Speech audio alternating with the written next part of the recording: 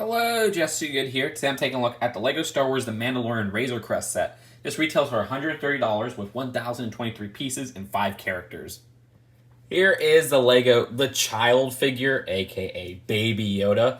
This design actually doesn't use a new body. This is the LEGO Baby piece that was introduced rather recently, but the headpiece is entirely new. It's actually a rubber design. Easily remove that head, and you just see a little tiny neck right there.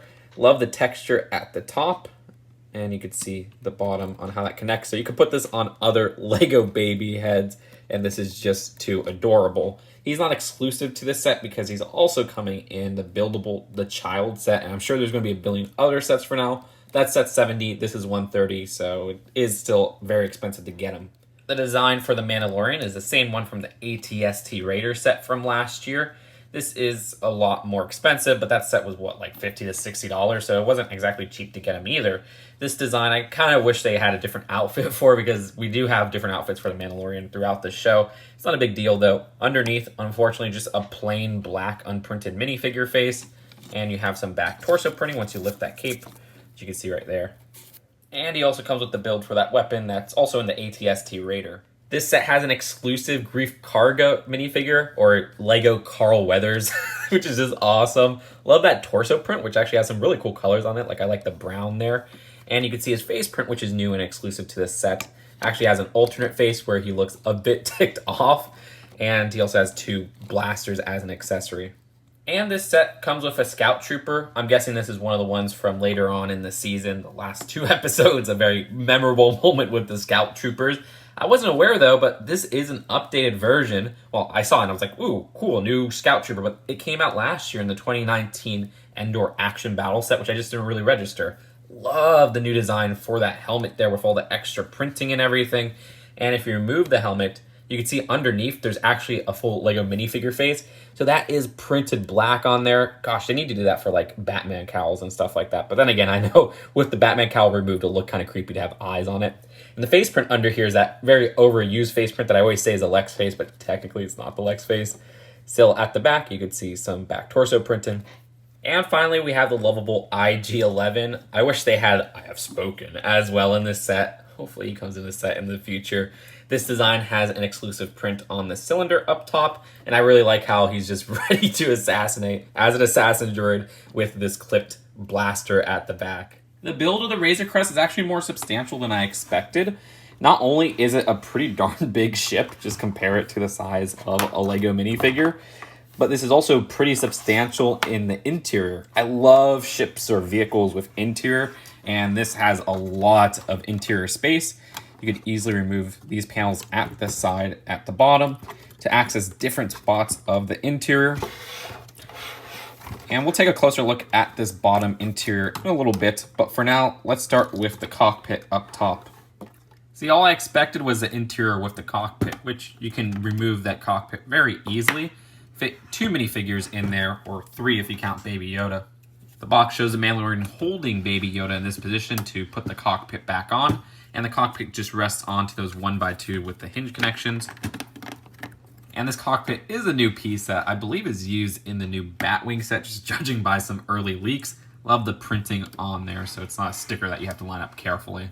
More stickers at the top here near the cockpit. And if you remove the cockpit, you can actually access this section right here, which I don't believe we've ever gotten it in this color before. Pushing it forward a bit, you'll see these 2 clips right here where you can maybe put the Mandalorian's weapon when he's in the cockpit. At the sides, there's some spring-loaded missile launchers, which just taking a missile from one of the secret compartments, which I'll show later. Very cool how they hide it. You can push down at the top, and it shoots pretty far. Same features found on the other side as well. Another identical build flipped on both sides are these engines right here, which do use a sticker across. Those are always kind of a pain to line up, especially on these curved pieces. I wish that was printed, but it's not too big of a deal. Also, nice part usage of this basket back here. And I like how these are all aligned and clipped on rather carefully because it makes for a pretty cool design. Up top, there's even a removable escape pod, which you could remove that top latch, put a minifigure in, slide the cover back on, and then detach the whole escape pod from the center there, which is its own standalone ship. And that escape pod goes over that 2x2. And you can see all those pieces and colors coming together for the overhead view of the Razor Crest. Some greebling here and there with some vent designs, but not too much overall. And that's pretty in line with the show and the ship in the show, where it looks pretty smooth. Towards the back, not too much else going on. Moving back to ground level, we have these turrets at the side, which are fixed in place. You can't rotate them or anything like that. I like the design on those as well, where they have just an unconventional look for something like this, where it has a lot of round pieces with the 2x2s and some 1x1 round tiles. Either way, this is a compartment that holds the missiles, which you could put up to 3 inside there. Love how hidden that is, because honestly, when I was going over all the features, I was like, oh, I missed these at the front. I forgot about them. But this design is also really cool, which is a little sleeping quarters for the Mandalorian.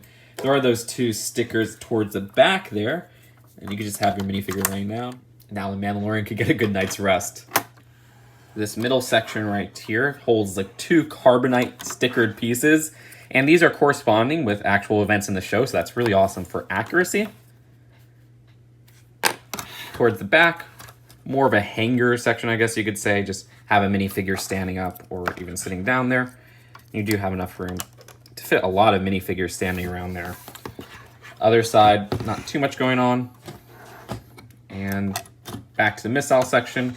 Some more standing room in the middle there. And at the very bottom of the ship, we have some landing gear as well. But either way, that's it for the build of this set. Let's take a look at the packaging and then the final verdict. The box for this is rather massive, but funny enough, it is a thin, massive box. Like, it's not as thick as I thought it would be. And at the back, there's some different features shown throughout the set.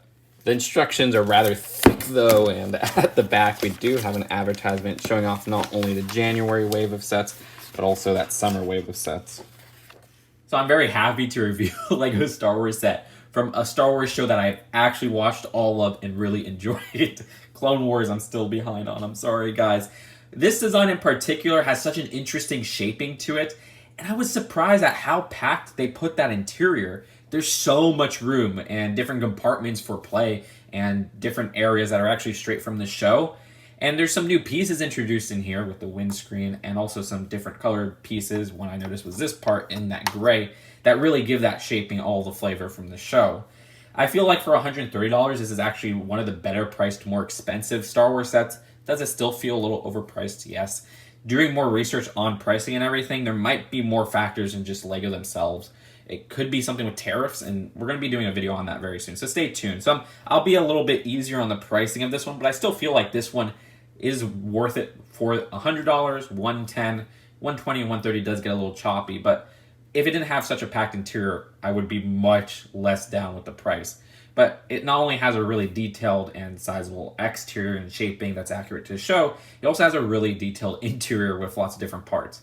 Also, I like the minifigure selection. I wish there was more minifigures in general, especially with such an expensive set. But you know, they're going to milk the Mandalorian now that they've seen how popular it is. So I think the January wave will probably just be like half Mandalorian set. So we'll probably get a lot of figures there. And that's just speculation, by the way. So if all things considered, I'd rate this set an A. I'm really impressed by this ship. Not really huge into Star Wars sets nowadays, but this was really a surprise. I'm very happy. But then again, I am a fan of the show, so if you aren't a fan of the show, maybe you won't like it as much as me. But like I said, I think the shaping and design here is really interesting compared to some other Star Wars vehicles. But that's my 2 cents. Let me know what you think in the comments below. I'll see you guys later. Peace out.